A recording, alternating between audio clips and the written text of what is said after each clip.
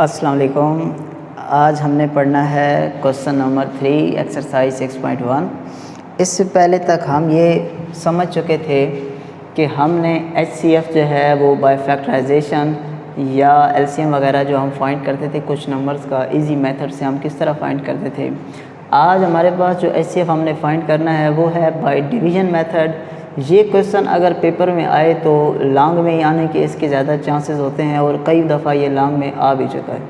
ठीक है, तो अगर आपके पहले 4 चैप्टर अच्छी तरह तैयार हैं तो फिर तो आपको इस लॉन्ग की ज़रूरत ही नहीं पड़ेगी। ठीक है जी, क्योंकि आपके 2 क्वेश्चन जो हैं वो पहले 4 चैप्टर से हो जाएंगे और तीसरा क्वेश्चन आपका थ्योरम से हो जाएगा। लेकिन फिर भी एहतियातन अगर आपको लगता है कि आप कोई क्वेश्चन भूल सकते हैं पहले 4 चैप्टर से, तो फिर आप ये वाला क्वेश्चन थोड़ा अच्छी तरह तैयार करें क्योंकि इस सवाल के आने के चांसेस होते हैं। ठीक है जी, तो आज हमने ये नया मेथड पढ़ना है जिसमें हम ये डिस्कस करेंगे कि हमने HCF बाय डिवीज़न मेथड कैसे फाइंड करना है। तो इसका पहले पार्ट में हमारे पास पॉलिनोमियल्स हैं जी।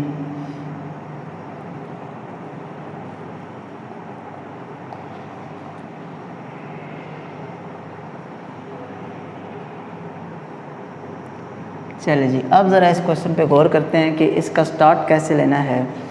और क्योंकि मेथड ऑफ डिवीज़न है तो ज़ाहिरी बात है एक वैल्यू स्क्वायर रूट के अंदर होगी, रेडिकल साइन के अंदर होगी। एक वैल्यू को हमने डिवाइड करना है और तो हमें पता कैसे चले कि इनमें से कौन सी वैल्यू जो है वो हमारे पास रेडिकल साइन के अंदर होगी। तो आपने ये करना है इसमें कि जो आपको बड़ी वैल्यू नज़र आएगी उसको आपने रेडिकल साइन के अंदर लिखना है। अब पता कैसे चले कि बड़ी वैल्यू कौन सी है, तो आपने यहाँ पर जो x ये जो वेरिएबल्स हैं इनकी आपने पावर देखनी है। यहाँ पर ये जो पहला पॉलिनोमियल है इसमें जो मैक्सिमम पावर है वो कितनी है, 3 है। इधर 2 है, इधर 1 है और यहाँ भी मैक्सिमम पावर हमारे पास कितनी है, 3 है। तो इसका मतलब हुआ कि ये तो दोनों पॉलिनोमियल्स आपस में इक्वल हैं। तो जब पॉलिनोमियल्स बराबर आ जाएं तो फिर आप कोई सी भी वैल्यू को रेडिकल साइन के अंदर लिख दें और दूसरी को बाहर लिख दें, तो सवाल हल होने के बाद आपके पास जो आंसर है वो सेम ही आएगा। तो अब हमारे पास दोनों ऑप्शन हैं, हम चाहें तो इस वैल्यू को भी अंदर लिख सकते हैं और इस वैल्यू को भी अंदर लिख सकते हैं। जिस मेथड से हम मर्ज़ी सॉल्व कर लें हमारा जो आंसर है वो बिल्कुल सेम ही आएगा। ठीक है जी, तो चले मैं लिखता हूँ जी x³ + 3x² - 16x + 12। इस वैल्यू को मैंने अंदर लिख लिया और x³ + x² - 10x + 8 इसको मैंने लिख लिया बाहर। चले जी, अब क्योंकि डिवाइड करना है तो इसमें वही जो बेसिक रूल है डिवीज़न के वो अप्लाई होंगे। हमने डिवीज़न में ये समझा था कि जो पहली वैल्यू हो वो बिल्कुल हमारे पास सेम हो जानी चाहिए। तो वो तो इत्तफ़ाक़न पहली सेम है, हमें किसी एक्स्ट्रा चीज़ से मल्टीप्लाई करने की ज़रूरत नहीं है। तो हम इसको 1 से ही मल्टीप्लाई कर देते हैं। तो 1 इन सब से मल्टीप्लाई होने के बाद इन वैल्यूज़ पे कोई फ़र्क नहीं पड़ेगा। तो ये वैल्यूज़ जैसे हैं वैसे की वैसे ही हमारे पास आ जाएंगे। फिर हमें इनके साइन चेंज कर देने हैं, ये माइनस होगा, ये माइनस होगा, ये प्लस हो जाएगा और ये माइनस। जब साइन चेंज करने हैं तो आपने पुराने साइन पर ध्यान नहीं रखना बल्कि जो नई साइन है उनको यूज़ करना है। ये पहली 2 वैल्यूज़ प्लस माइनस कैंसिल हो गई। 3x में से 1x माइनस हुआ तो हमारे पास 2x²। उसके बाद यहाँ पर 10 में से 16 माइनस करेंगे तो माइनस का हमारे पास 6x बच जाएगा। और यहाँ पर अगर हम गौर करें तो 12 में से 8 माइनस होने के बाद हमारे पास आ जाएगा 4। तो ये हमारे पास आ चुका है रिमाइंडर। चलो जी, HCF लेते वक्त आपने नॉर्मल डिवीज़न में तो ये काम नहीं था, लेकिन HCF लेते वक्त डिवीज़न में आपने गौर करना है कि अगर रिमाइंडर में से कोई चीज़ कॉमन है तो आपने उसको ज़रूर कॉमन ले लेना है। इससे आपकी जो क्वेश्चन है वो सिंप्लीफाई हो जाएगा और जल्दी उसकी कैलकुलेशन मुकम्मल हो जाएगी। तो यहाँ पर हमें पता चल रहा है कि जो 2 है वो हमारे पास कॉमन है, तो ये हमारे पास बन जाएगा x² - 3x + 2। ठीक है जी, तो ये जो हम 2 कॉमन लेते हैं इसको हम इग्नोर भी कर सकते हैं बाय इग्नोरिंग 2। यहाँ पे पॉइंट आपने समझना है, ये नहीं कि ये जो 2 है इसको तो हमने इग्नोर कर दिया, ये 2 तो ख़त्म हो गया। अब हमारे पास ये वैल्यू बच चुकी है और ये वैल्यू। यहाँ पर अगर आप गौर करें तो x की पावर 3 है और इधर x की पावर 2 है। तो बड़ी वैल्यू का टेबल छोटी वैल्यू पर नहीं जा सकता। क्यों जी, क्या 3 का टेबल 2 पे जा सकता है? नहीं जा सकता, क्योंकि ये जो 3 है ये बड़ी वैल्यू है और जो 2 है ये एक छोटी वैल्यू है। तो अब आपने करना ये होगा कि यहाँ पर ये जो वैल्यू है इसको अब आपने बाहर लिख लेना है x² माइनस 3x प्लस 2, और ये जो वैल्यू बाहर थी इसको आपने रेडिकल या डिवीज़न साइन के अंदर लिख लेना है। ठीक है जी, ये बात अब आपने ध्यान रखनी है कि जब वैल्यू बाहर बड़ी हो जाए और रिमाइंडर वाली वैल्यू छोटी हो तो रिमाइंडर वाली वैल्यू बाहर निकाल लेनी है और दूसरी वैल्यू को अंदर लिख लेना है। फिर वही सेम काम, यहाँ पर x की पावर 3 है, इधर x की पावर 2 है, तो एक x की कमी है इसके पास, x से हम इसको कर देते हैं मल्टीप्लाई। जैसे x से मल्टीप्लाई करेंगे तो ये बन जाएगा x³, ये बन जाएगा माइनस 3x², ये बन जाएगा हमारे पास प्लस का 2x। ठीक हो गई जी बात। इसका साइन चेंज और इसका भी साइन चेंज, ये वैल्यूज़ हमारे पास कैंसिल आउट हो गई। यहाँ पे हमारे पास बन गया 4x² माइनस 12x और प्लस का 8। ठीक है जी। अब फिर देखते हैं, अब यहाँ पर आप चाहें तो यहाँ से 4 कॉमन ले सकते हैं रिमाइंडर से, क्योंकि ये जो 4 है ये इन सारी वैल्यूज़ में से कॉमन आ सकता है। हम कॉमन इसलिए लेते हैं ताकि हमारी जो कैलकुलेशन है वो इजी हो जाए। ठीक है जी।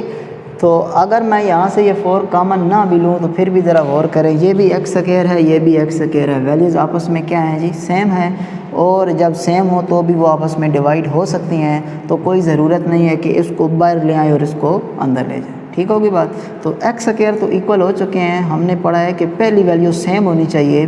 इसके पास x², इसके पास भी x², इसके पास 4 फालतू है, इसके पास 4 नहीं है, तो हमें इसके साथ 4 से मल्टीप्लाई करना है। अब ये 4 सिर्फ इससे मल्टीप्लाई नहीं होगा बल्कि इन दोनों वैल्यू से मल्टीप्लाई होगा, तो ये बन जाएगा हमारे पास 4x², ये बन जाएगा हमारे पास माइनस का 12x और ये बन जाएगा प्लस का 8। साइन चेंज होने के बाद ये सारी वैल्यूज़ आपस में कैंसिल हो जाएंगी। ठीक है जी। तो अब आपने इस क्वेश्चन को हल कर लिया। अब हमने देखना है कि हमारा जो HCF है वो क्या निकला है। तो वो पॉलिनॉमियल जो रिमाइंडर 0 ले आए, मैं फिर रिपीट करने लगा हूँ, वो पॉलिनॉमियल जो रिमाइंडर 0 लेकर आता है उसको ही हम HCF कहते हैं। तो ये वाला वो पॉलिनॉमियल था जिसने रिमाइंडर को क्या कर दिया था, 0। तो इसका मतलब है हमारे पास जो HCF है वो बराबर हो गया x² माइनस 3x प्लस 2 के। ठीक है जी। ये पहला पार्ट हमने सॉल्व किया। अब हम सॉल्व करते हैं पार्ट नंबर 2। पार्ट नंबर 2 में पार्ट नंबर 1 से थोड़े से स्टेप ज़्यादा होंगे जी, तो उसको भी हम चेक करते हैं कि कैसे सॉल्व करेंगे।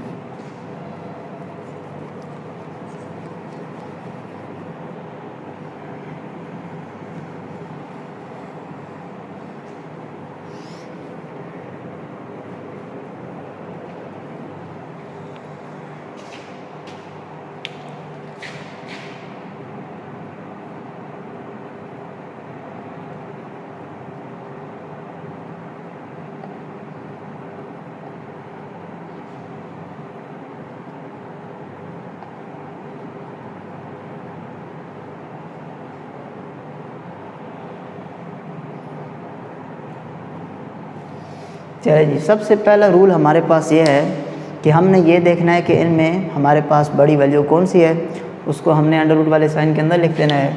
यहाँ पर इस पहली वैल्यू के पास x की पावर 3 है और इधर x की पावर 4 है, तो इसका मतलब हुआ कि ये जो पहला पॉलिनॉमियल है ये हमारे पास बड़ी वैल्यू है, तो इसको हम रेडिकल साइन के अंदर लिख देते हैं।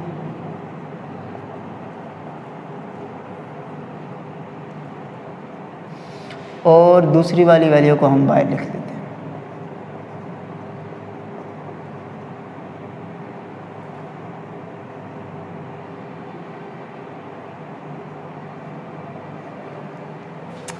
अच्छा जी, डिवीज़न का वही पुराना रूल है कि पहली वैल्यू बिल्कुल सेम होनी चाहिए, तो देखते हैं कि सेम कैसे होगी। यहाँ पर x3 है, यहाँ पर x4 है, इसका मतलब है इसके पास एक x की कमी है, तो इसको x से मल्टीप्लाई कर देना चाहिए, तो यहाँ भी x4 हो जाएगा, इधर भी x4 हो जाएगा। लेकिन इसके पास अगर आप गौर करें तो 5 जो है वो फालतू है, इसके पास 5 नहीं है। ठीक है जी। तो इसका मतलब है कि हमें इसके साथ अगर किसी तरह हम यहाँ पर 5 ले आएँ और जब इसको x से मल्टीप्लाई करेंगे तो फिर ये पहली वैल्यूज़ बिल्कुल आपस में बराबर हो जाएंगी।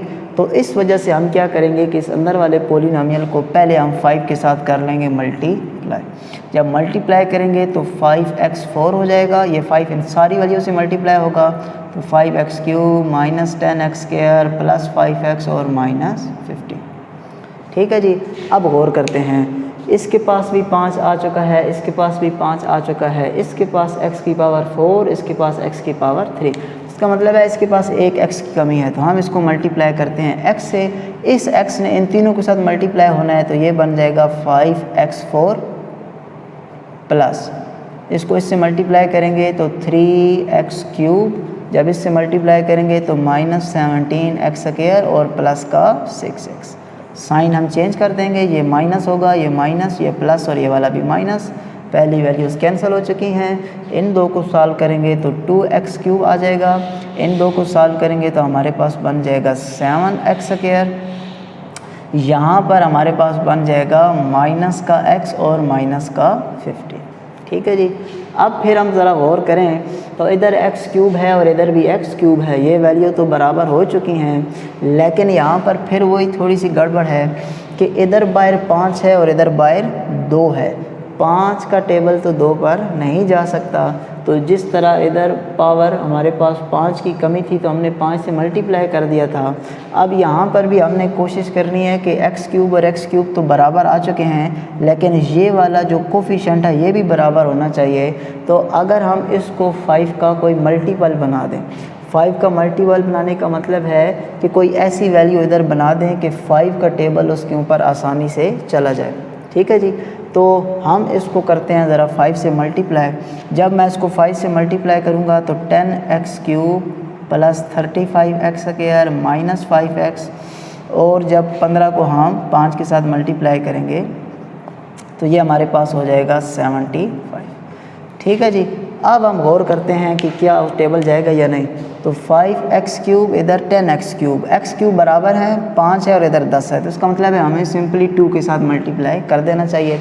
जब हम इसको 2 से मल्टीप्लाई करेंगे तो ये हो जाएगा 10x³, ये हमारे पास हो जाएगा 6x², ये हमारे पास हो जाएगा माइनस 34x और ये हो जाएगा हमारे पास प्लस का 2। चले जी करेंगे तो ये माइनस, ये प्लस और ये वाली वैल्यू माइनस, ये वैल्यूज़ आपस में हो जाएंगी कैंसिल। तो यहाँ पर हमारे पास इन दो को सॉल्व करेंगे तो 29x², यहाँ पर 29x² और सॉरी x और माइनस 87। अब हमने ये पढ़ा था कि अगर रिमाइंडर से कोई वैल्यू कॉमन है तो आप उसको कॉमन ले सकते हैं। तो हम यहाँ पर 29 जैसी कॉमन लेंगे तो ये बन जाएगा x² प्लस x और माइनस 3। पिछले वाले क्वेश्चन में हमने कहा था कि हम ये जो कॉमन लेते हैं इसको इग्नोर कर सकते हैं, तो हमने 29 को इग्नोर कर दिया तो हमारे पास पीछे एक पॉलिनोमियल ये बचा और एक ये। तो अगर आप गौर करें तो यहाँ पर x² है और इधर x³ है, तो बड़ी वैल्यू को अंदर होना चाहिए और छोटी वैल्यू को बाहर होना चाहिए। तो इस वजह से हम क्या करेंगे कि ये जो छोटी वैल्यू है इसको हम बाहर लिखने लगे हैं x² प्लस x माइनस 3, और जो हमारे पास बड़ी वैल्यू है उसको हम अंदर लिखने लगे 5x³ plus 3x² minus 17x plus 6। ठीक हो गई जी बात। चलें अब गौर करते हैं कि किसका टेबल इस पे जाना चाहिए। इधर x² है, इधर x³ है, एक x की कमी है और एक 5 भी इसके साथ होना चाहिए, तो 5 की ये वैल्यू इन तीनों से जब मल्टीप्लाई होगी तो 5x³ plus 5x² minus 15x। चलें जी अब ये साइन चेंज हो जाएंगे, ये वैल्यूज़ कैंसिल होंगी। यहाँ पर माइनस 2x², यहाँ पर हमारे पास माइनस का 2x और इधर आ गया हमारे पास 6। अब फिर भी हम यहाँ से -2 कॉमन ले सकते हैं। उससे पहले हम गौर करते हैं कि वैल्यूज़ क्या बन चुकी हैं।